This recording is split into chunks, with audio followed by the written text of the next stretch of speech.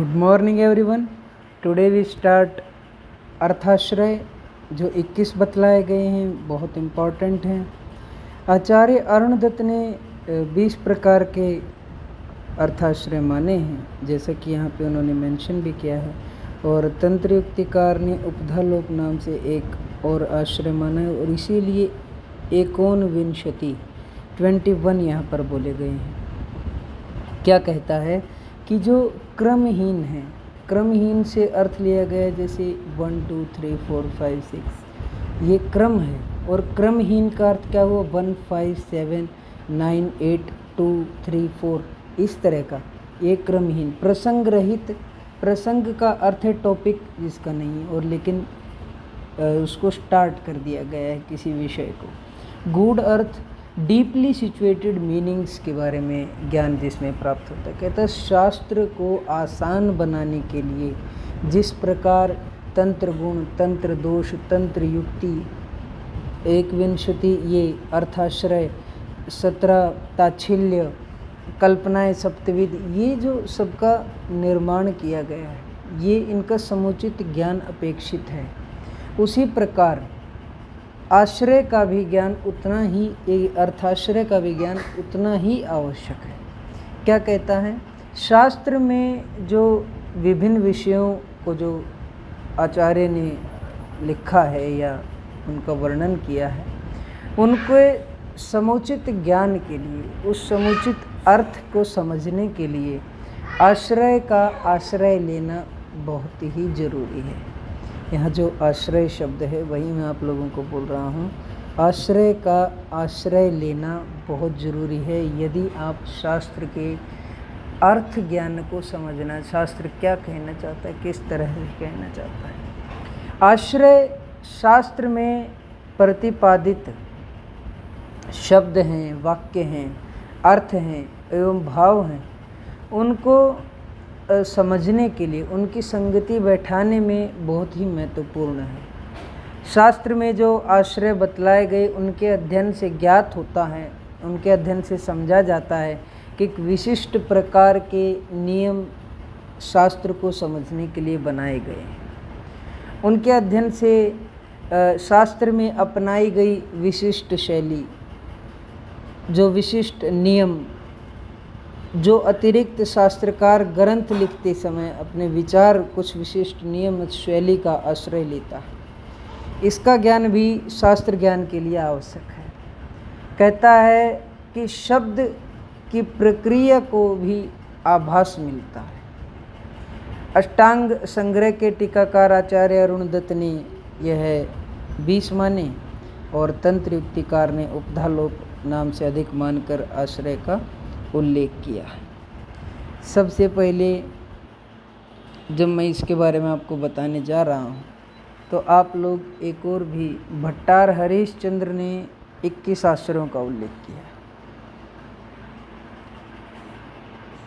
तंत्र युक्तिकार ने भी उपधालोप से एक और आश्रय का उल्लेख किया, उन्होंने 21 माने। यहाँ पे उनका विवरण निम्न अनुसार है। इस प्रकार आश्रय 21 हैं, इनका वर्णन करेंगे। कौन कौन से हैं? आदिलोप, मध्यलोप, अंतलोप, उभय पदलोप, आदि मध्य अंतलोप, उपधालोप, वर्णोपजनन, ऋषि क्लिष्ट, तंत्र शैली और जिसको तंत्रशील भी कहा है, तंत्र संज्ञा, प्रकृताख्य, प्राकृत जिसको कहता है, समान तंत्र प्रत्यय, परतंत्र प्रत्यय, हेतु हेतुक धर्म, कार्य कारण धर्म, आद्यंत विपर्य, शब्दन्यत्व, प्रत्याख्य धर्म, उपनय, संभव एवं विभव। इस प्रकार 21 अर्थाश्रय और आश्रय बतलाए गए हैं। सर्वप्रथम आदिलोप किसको कहता है? आदिलोप से अर्थ है जिसमें शुरुआत में, लोप का अर्थ क्या है? लोप का अर्थ है गायब हो जाना, मतलब शब्द का ना होना, उसे लेकिन फिर भी शब्द को समझ लेना। कहता है कि आदिलोप मतलब प्रारंभ के शब्द का लोप हो जाना, आरंभ के शब्द का लोप हो जाना, आरंभ के पद का लोप हो जाना, आरंभ के पद का अभाव, सूत्र अथवा पद के पूर्ववर्ती मतलब शुरुआत के शब्द का अभाव या लोप होना आदि लोप है। किसी सूत्र या पद के प्रारंभ पूर्व का अर्थ होता है बेटा शुरुआत, यहाँ याद रखें। पूर्ववर्ती शब्द का प्रयोग न किया जाना उसे आदि लोप कहते हैं। जैसे धारण अथवा उदीर्ण कहने पर यहाँ पूर्ववर्ती वेग शब्द लुप्त है। अर्थ क्या लिया गया है कि धारण वेग धारण, वेग उदीर्ण शब्द ये है, लेकिन धारण और उदीर्ण शब्द कहते वक्त वेग शब्द को न कहना ये आदि लोप है। लुप्त शब्द के ज्ञान होने पर ही पूरे वाक्य अर्थ का ज्ञान होता है। क्या कहता है, इसका एक और एग्जाम्पल बताते हैं। कहता है रसः बृंघयति, रस जो है वो बृंघण करता है मतलब शरीर का वर्धन करता है, लेकिन यहाँ रस से पहले मांस शब्द का लोप है, क्योंकि मांस रस के सेवन से बृंघण ज़्यादा होता है। इसी प्रकार कहता है धारणात् धात्वय, धारणात् धात्वय का शब्द यहाँ क्या है, धारण शब्द से पूर्व देह शब्द का लोप है। धारण करते हैं धातुएं, लेकिन किसको करती हैं, शरीर को। शरीर क्या है, देह, ये आदि लोप है। सेकेंड इज मध्य लोप। मध्य लोप का अर्थ है जहाँ पर बीच के पद का लोप हो, मध्य शब्द का लोप हो, मध्य पद का लोप हो। किसी सूत्र में या वाक्य में मध्य में जो पद का विद्यमान है उसका प्रयोग न किया जाए उसे मध्य लोप कहते हैं। जैसे अन्न अथवा द्रव्य विज्ञानीय में मध्य में स्थित स्वरूप अथवा द्रव्य शब्द लुप्त होना। क्या कहता है, जैसे अन्न विज्ञानीय अध्याय या द्रव्य विज्ञानीय अध्याय है, इनमें स्वरूप का प्रयोग नहीं होने से इसे मध्य लोप कहेंगे। जैसे होना चाहिए था अन्न स्वरूप विज्ञानीय, द्रव्य स्वरूप विज्ञान, नाम यही है। तो कहता है पूर्ण वाक्य क्या है, अन्न स्वरूप विज्ञानीय, द्रव्य स्वरूप विज्ञानीय। इस प्रकार से ये बीच में जो स्वरूप शब्द नहीं है उसके लोप को मध्य लोप कहता है। नेक्स्ट है अंतः लोप। किसी सूत्र या पद या अंत में रहने वाले शब्द का लोप होने को अंतः लोप कहते हैं। अंतःवर्ती भी इसको बोल सकते हैं, अंतःवर्ती शब्द भी, अंतःवर्ती पद भी। जब उसका लोप हो तो उसे अंतः लोप कहा जाता है। क्या कहता है, कहता है सर्पास्ते पीत मारुता। क्या कहता है, इव शब्द का लोप है इसके अंदर। और यह स्याद अनुबलो धातु स्नेह बध्य च अनिला, यहाँ अंत में प्राय शब्द का लोप है। क्या कहता है कि मधुर आदि रस विशिष्ट द्रव्यों का सेवन, यह कहने पर कफ कारक भाव यहाँ पर लुप्त है, उसका ज्ञान होना।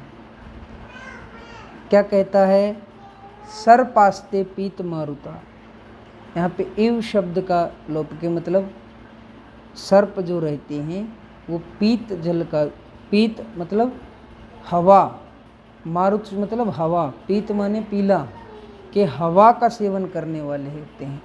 यहाँ पर लास्ट में इव शब्द का लोप है। धातुओं को बल देने वाले स्नेह के साथ वात का भी नाश करते हैं, ऐसा स्नेह के लिए बोला गया है, लेकिन लास्ट में प्राय नहीं बोला गया। कहता है कि जो स्नेह जो है वो बल तो देने वाला है ही, लेकिन वात दोष का नाश करने वाला भी है। लेकिन ये वात दोष का नाश करने वाला बोलने से पहले उन्होंने प्राय शब्द का प्रयोग नहीं किया है। नेक्स्ट है उभय लोप। उभय लोप में का अर्थ है जहाँ पे दो लोप एक साथ हों, या तो आदि लोप मध्य लोप एक साथ हों, या आदि मध्य आदि अंत लोप एक साथ हों, या मध्य अंत लोप एक साथ हों। दो लोप मतलब एक साथ हों उसे उभय लोप कहते हैं। दो पदों का प्रयोग न किया जाना उभय लोप कहा जाता है। तीन प्रकार का है, आदि मध्य, आदि अंत, मध्य अंत। तो कहता है कि जैसे ये आदि मध्य का ही अगर कोई एग्जाम्पल ले, कहता है जैसे रस के कंसेप्ट में कि मधुर अम्ल लवण कटु तिक्त कसाय, ये षड रस बतलाए गए। यदि कहा जाए अम्ल कटु तिक्त कसाय, तो यहाँ जो शुरुआत में पूर्व में मधुर रस का वर्णन नहीं आया और मध्य में लवण का लोप है, इसे आदि मध्य लोप कहेंगे। और इसी प्रकार मधुर अम्ल कटु तिक्त कहा जाए, यहाँ पे मध्य लवण तथा अंत कषाय का लोप है, इसे मध्य अंत लोप कहेंगे। और कहता है कि जब अम्ल लवण कटु तिक्त कहे, यहाँ पर मधुर जो शुरुआत में और अंत में कषाय का लोप है, ये आद्यंत लोप है। नेक्स्ट वन इज आदि मध्य अंत लोप। आदि मध्य अंत लोप किसे कहता है कि जब तीनों लोप हों, आदि भी हो, मध्य भी हो और अंत भी हो। इस प्रकार जब आदि मध्य अंत जब तीनों का लोप हो तो उस दशा को सर्वलोप कहते हैं। जब किसी सूत्र में या वाक्य में आदि मध्य अंत तीनों पदों का लोप प्रयोग न किया जाए तो वहाँ मध्यांत लोप या आदि मध्यांत लोप कहा जाएगा। क्या कहता है, जैसे अन्न काल में सेवन करें, इस प्रकार कहने पर इससे संबंधित सभी भावों को समझना चाहिए। अब अन्न काल 8 बतलाए, द्वादश अन्न काल बतलाए या जो भी बतलाए, उन सभी को समझ लेना। कहता औषध सेवन काल में ले लेना, 13 हैं, 12 हैं, 14 हैं। कहता दोष के अनुसार, रोग के अनुसार औषध सेवन काल में ले लेना, जो आचार्य ने अष्टांग हृदय में बोले। क्या कहता है कि द्वौ रसाविति उक्त अम्ल कटु का शिति। 2 रस कहे गए हैं, अम्ल और कटु। यहाँ यदि मधुर लवण और तिक्त अनुभूत कषाय का लोप हो, मतलब मधुर अम्ल लवण कटु तिक्त कषाय ऐसे 6 रस हैं। आदि में मधुर को हटा दो, मध्य में लवण को हटा दो, अंत में कषाय को हटा दो और वो 3 रस का ही बाकी रह जाए, उनको रखें, तो इसे आदि मध्य अंत कहेंगे। नेक्स्ट इज उपधा लोप। उपधा लोप उपधा संज्ञा है। इसका वर्णन भट्टार हरिश्चंद्र ने किया है, अरुणदत्त ने इसका उल्लेख नहीं किया है। भट्टार हरिश्चंद्र ने इनका वर्णन करते हुए बतलाया है कि उपधा संज्ञा व्याकरण शास्त्र में वर्णित है, उसके आधार पर उपधा लोप का वर्णन आचार्य ने किया है, जैसे इसको अरुणदत्त ने नहीं माना है। क्या कहता है, अंत से पूर्व पद उपधा कहलाता है। अंत से पूर्व पद उपधा कहलाता है, उसका लोप होना उपधा लोप है। जैसे 5 रस वाले द्रव्य मधुर अम्ल लवण कटु कषाय का कथन करने पर अंत का पूर्ववर्ती और समीपवर्ती तिक्त का लोप किया गया। 5 रस वाले द्रव्य मधुर अम्ल लवण कटु कषाय बोला जाए, उसके कथन पर अंत का पूर्ववर्ती, अंत का पूर्ववर्ती मतलब लास्ट से पहला या उसका समीप वाला, उसके नज़दीक वाला तिक्त रस का जो लोप किया गया उसे उपधा लोप कहा जाता है। क्या कहता है, आचार्य ने क्या बोला है, अलो अंत्या पूर्व उपधा, सूत्र से अंत्य अल के पहले वर्ण को उपधा संज्ञा। जैसे गर्धभ, गर्धभ शब्द में भय प्लस ऐसे भय बना है, तो इसकी भय की उपधा शब्द संज्ञा हो गई। वैसे ही कषाय के, जैसे हम जब काउंट करते हैं मधुर अम्ल लवण कटु तिक्त कषाय, कषाय के नज़दीक में क्या है, तिक्त रस है, तो इसलिए यहाँ पर तिक्त रस को उपधा संज्ञा दी गई। Next is वर्णोपजनन। वर्णोपजनन कहता है किसी एक वर्ण से उससे संबंधित अन्य वस्तु जो नहीं कही गई, अर्थात ग्रंथ में यदि कोई वर्ण ना बोला गया हो और बाद में व्याख्या के समय आचार्य द्वारा उसका अर्थ का कहा जाना वर्णोपजनन है। जैसे पार्थिव शब्द से गंध घ्राण अस्थि का ग्रहण कर लेना। पार्थिव शब्द का जब प्रयोग करता है तो वहाँ पे गंध शब्द का प्रयोग, घ्राण शब्द का प्रयोग, अस्थि का प्रयोग, क्यों? उन सब में पार्थिव भाव विद्यमान है। हमारे शरीर को भी पार्थिव कहा जाता है। जब आत्मा हमारे शरीर से निकल जाती है तो पार्थिव कहा जाता है। क्यों कहा जाता है? क्योंकि पृथ्वी महाभूत की अधिकता के कारण। नेक्स्ट है ऋषिक्लिष्ट। ऋषिक्लिष्ट किसको कहता है? जो कोई पद ऋषि या ऋषि पुत्र द्वारा असावधानीवश कह दिया गया हो या असमर्थतावश भ्रष्ट रूप से, अशुद्ध रूप से उच्चारित कर दिया गया हो। मतलब कोई आचार्य कह दिया कि भैया रोम लोम, रोम तो ठीक है, हेयर फॉलिकल्स को कहते हैं। लोम शब्द का क्या अर्थ है? जैसे तुम लोग घर पे कहते हो चाय वाय पी लो, चाय तो पी लेंगे लेकिन वाय कौन पिएगा? तो इस प्रकार का वो क्या है? ऋषिक्लिष्ट है, अशुद्ध बोल दिया किसी आचार्य ने, किसी ऋषि ने। नेक्स्ट इज तंत्र शैली। तंत्र शैली किसको कहते हैं? कि जो तंत्रकार की जो लेखन की जो शैली, उसे तंत्र, जैसे 360 हस्तियाँ बोल दिया, 300 अस्थियाँ बोल दी, इसे विस्तृत विषय संक्षिप्त रूप में कह देना, या कोई ब्रॉड किसी को बोलना है लेकिन वो शॉर्ट में बता दे, किसी को शॉर्ट बताना वो ब्रॉड में बता दिया। इस प्रकार की शैली को, ऐसे वर्णन को तंत्र शैली कहते हैं। जैसे सूत्रकार, जैसे कोई बात सूत्र है उसके बारे में बताने के बाद शिष्य को समझाने के लिए स्वयं ही संदेह कर पुनः उसका निराकरण करना। पहले कोई खुद ही कोई टीचर डाउट करके स्टूडेंट को समझाने के लिए कोई बात बतलाए। जैसे चरक संहिता, शारीर स्थान में यदि माता पिता की आत्मा संतान में संचरित होती है इत्यादि के द्वारा स्वयं प्रथम संदेह उत्पन्न कर आगे उसका निराकरण करना। मतलब हर बार जैसे तुमने देखा होगा आचार्य अग्निवेश भगवान पुनर्वसु आत्रेय से हर बार क्वेश्चंस पूछते हैं। ये चरक संहिता की शैली है। क्या कहता है? तंत्र संज्ञा। तंत्र संज्ञा कहता है किसी विषय की व्याख्या करते समय उसके प्रमाण के लिए अपने तंत्र का कोई सिद्ध उदाहरण देना। कहता है ग्रंथ या तंत्र के संदर्भ में किसी शब्द विशेष का सीमित अर्थ में प्रयोग करना भी तंत्र संज्ञा कहलाता है। जैसे नववर, नववर में कषाय का निषेध किया गया। कषाय नवज्वर में, ध्यान से सुनेंगे, नवज्वर में जो फीवर है उसमें कषाय रस का निषेध है। कषाय शब्द से सामान्यतः पंचविध कषाय अभिप्रेत होता है।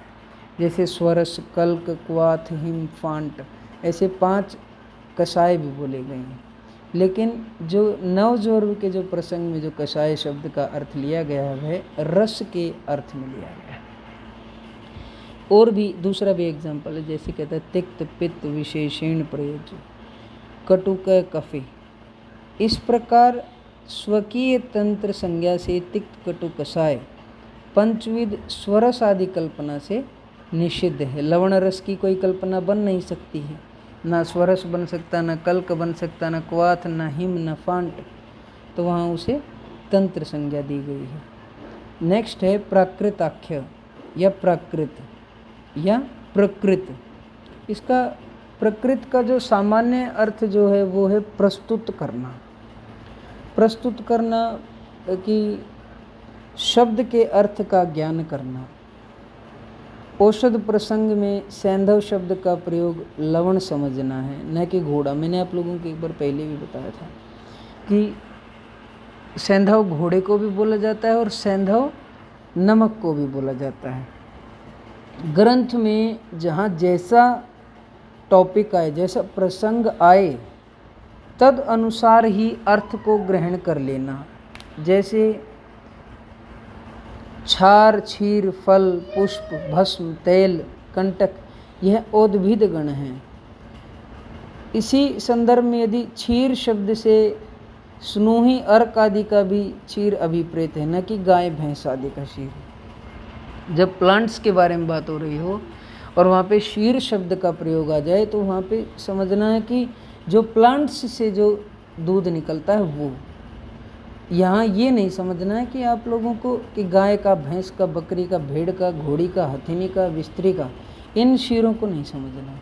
वहाँ पर प्लांट से निकलने वाले जैसे स्नोही क्षीर है, अर्क क्षीर, आक्टा जिसको बोलते हैं। नेक्स्ट है समान तंत्र प्रत्यय। समान तंत्र प्रत्यय किसे कहता है? जो ग्रंथ में जो या किसी साध्य विषय का जो साधन न रहने पर अपने तंत्र के समान किसी अन्य तंत्र में कथित विषय को उपस्थित कर रहा है। कि ग्रंथ में जो प्रतिपादित कोई विषय है उस विशेष का साधन करने के लिए, उसे समझाने के लिए तंत्र में प्रतिपादित कथन को निकालना, उसे समान तंत्र कहते हैं। जैसे शास्त्र में बताया गया है कि मनुष्य को नख, केश, दाढ़ी आदि 10 दिन में काट लेने चाहिए, तो इसके समर्थन में अन्य शास्त्रों को अभी वहाँ रेफरेंस डालना है कि भैया आचार्य चरक ने बोला है कि आपको 10 दिन में केश दाढ़ी काटनी चाहिए, तो कहेगा कि सुश्रुत ने भी बोला है, अष्टांग ने भी बोला है, भैया उधर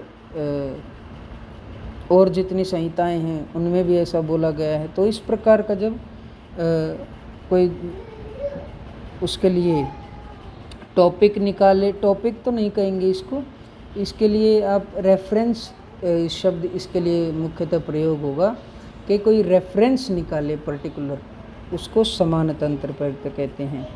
जैसे क्षारपाणी संहिता में सद्वृत विधान में प्रतिपादित है कि केश, नख, हमें दाढ़ी कर्तन 10 दिन में करना चाहिए। इसके समर्थन में अन्य शास्त्र के वचनों को न उद्धृत करना समान तंत्र प्रत्यय है। नेक्स्ट है परतंत्र प्रत्यय। जो विषय अन्य तंत्रों में भी समान रूप से वर्णित हो, जैसे काल, शीत, उष्ण, वर्षा के लक्षणों वाला। परतंत्र को यदि अगर समझना चाहें तो जैसे हमने बोल दिया ग्रंथ में किसी विषय के प्रसिद्धि के लिए अन्य शास्त्र विशद तंत्र के लिए भी अन्य तंत्र के उदाहरण या प्रतिपादन करना हो, वह परतंत्र प्रत्यय कहलाता है। जैसे चरक संहिता में बोला है कि शब्द आदि गुण अर्थ संज्ञा वाले होते हैं, जैसे शब्द, स्पर्श, रूप, रस, गंध, ये इनको बोला गया है।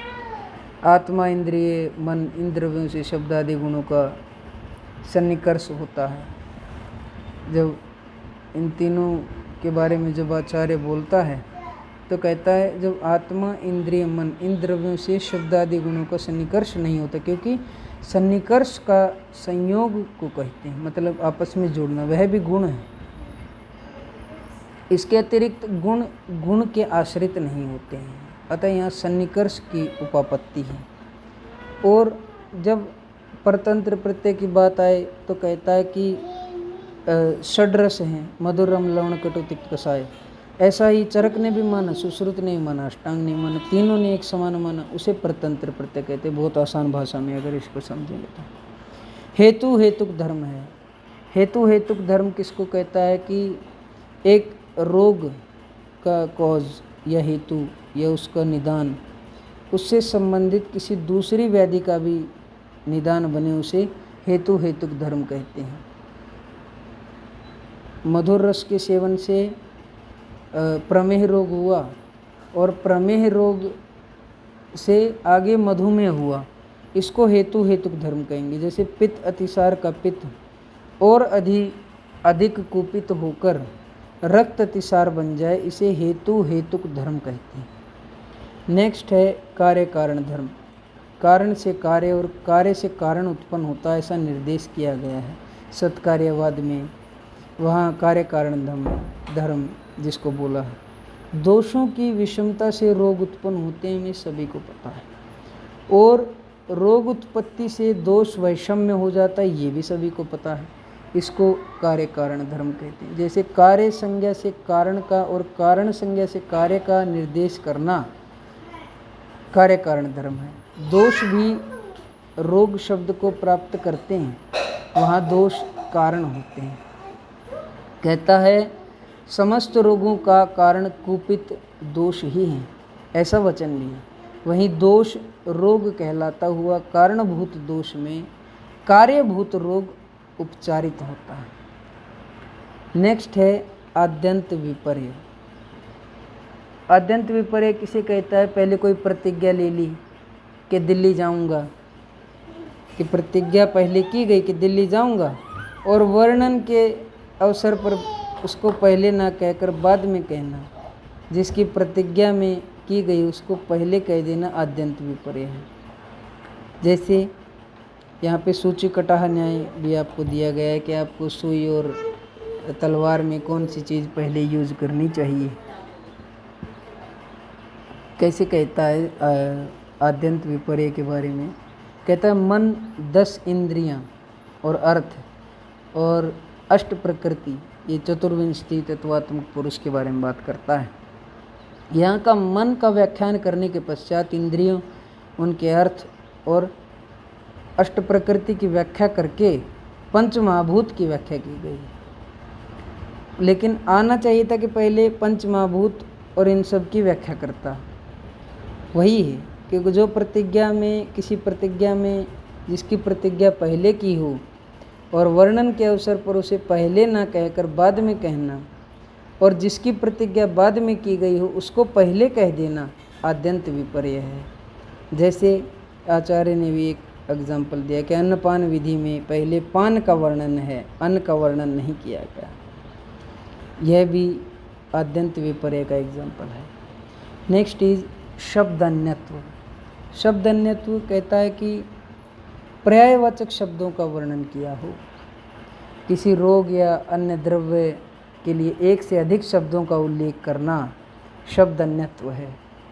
आयु के लिए जैसे धारी शब्द का प्रयोग हुआ, जीवित शब्द का प्रयोग हुआ, चेतनानुवृत्ति का प्रयोग हुआ, नित्य अनुबंध, पर्यायवाची शब्द बहुत यूज हुए। वैसे ही जैसे रोग के लिए ज्वर का, रोग का, व्याधि का, आतंक का, क्षय का, पापमा का, दुख का, आम आदि शब्द जितने भी ये पर्यायवाची शब्द हैं, ये सभी रोग के लिए वर्णित हैं। नेक्स्ट है प्रत्याख्य धर्म। कहता प्रत्याख्य धर्म किसे कहता है? किसी वस्तु का हेतु, ये किसी वस्तु का कॉज निदान सहित वर्णन करना प्रत्याख्य धर्म है। कहता जो हेतु धर्म है, उपपत्ति मात्र से किसी हेतु के द्वारा व्यपदिष्ट नहीं होता, वह प्रत्यय धर्म कहलाता है। जैसे देव आदि उन्मत्त करते हैं, यहाँ देव, ऋषि, पितृ, गंधर्व आदि को उन्माद का हेतु प्रतिपादित किया गया है। वैसे ही यहाँ पर एग्जाम्पल दिया है कि देवों वाला ही है। भूत की आवेश का कारण इस जन्म में अथवा पूर्व जन्म में किया गया प्रज्ञा अपराध बतलाया गया है। तो यहाँ पर प्रज्ञा अपराध यहाँ पर हेतु है, कारण है। वहाँ पर ये पागल होना, उन्मत्त होना, उन्माद होना, वह भी उन्माद का कारण है। क्या कहता है? नेक्स्ट उपनय। उपनय किसको कहते हैं? निकट या समीप में लाना उपनय कहलाता है। प्रस्तावित सूत्र प्रकरण प्रस्तुत करना उपनय। जैसे विसूचिका की चिकित्सा का वर्णन करेंगे, ऐसा मतलब नज़दीक में लाके। भट्टार हरिश्चंद्र ने भी इसके बारे में कहा कि पूर्व सूत्र से अन्य प्रकरण प्रस्तुत या वर्णन करना उपनय कहलाता है। जैसे यज्ञ पुरुषीय के आहार अधिकार प्रकरण में, यज्ञ पुरुषीय अध्याय चरक संहिता के सूत्र स्थान में आप लोग डाउट नहीं रखेंगे। कहता है कि आहार, उसमें क्या है कि 84 अन्नपान आसव, 84 आसव बतलाए गए हैं, लेकिन अष्टांग हृदय मात्रा शीती अध्याय में विसूचिका रोग का वर्णन है, ऐसा। नेक्स्ट है संभव। संभव का अर्थ है कि ऐसे विषय का वर्णन करना जो उस संपूर्ण प्रकरण को व्यापक करे, वह संभव कहलाता है। प्रसंग के अतिरिक्त भी विषय प्रतिपादन संभव होता है। भोजन बेला में आचमन करना, जो हथेली में जो लेकर जल पीते हैं उसका विधान का वर्णन है। क्या कहता है? यहाँ आचमन का जो उल्लेख किया है भोजन प्रकरण की व्यापकता के कारण किया, कि इतना ब्रॉड है वो किस प्रकार भोजन करना, तो उसमें कि ये भी एक वर्ण, तो उसको संभव के अंदर रखा गया है। नेक्स्ट है विभव। विभव किसका कहते हैं? जिस सूत्र का व्यापक विषय हो, संपूर्ण ग्रंथ उससे व्याप्त हो, उसे विभव कहते हैं। कहते विभव है विविच्यमान, जो सूत्र या प्रकरण अर्थ के व्यापक होने से संपूर्ण शास्त्र को जो व्याख्यायित किए हुए, जो उसे ढके हुए हैं। जैसे हमारे अष्टांग आयुर्वेद है, अष्टांग से 8 अंग, जो काय बाल ग्रह ऊर्ध्वांग शल्य दंष्ट्र अजरावृषयी, ऐसे शल्यशाला के काय बाल ग्रह ऊर्ध्वांग, रसायन, वाजीकरण, ये जो अष्टांग आयुर्वेद के जो विषय हैं, ये समस्त जो समग्र अष्टांग संग्रह है, ये पूरा व्याप्त है, संपूर्ण आयुर्वेद शास्त्र पर व्याप्त है। अतः उनकी व्याख्या संपूर्ण शास्त्र की द्वारा की जाती। संपूर्ण शास्त्र इन 8 चीज़ों के ही पीछे है, इन 8 चीज़ों को ही बतलाने के अंदर पूरा प्रकरण ही इनके ऊपर, सब कुछ आयुर्वेद शास्त्र ही यही है, तो इसको विभव कहा जाता है। आज हम यहाँ पर अपने 21 आश्रय को कंप्लीट करते हैं। Read, right, learn, mark, very important. Stay home, be safe. Thank you so much.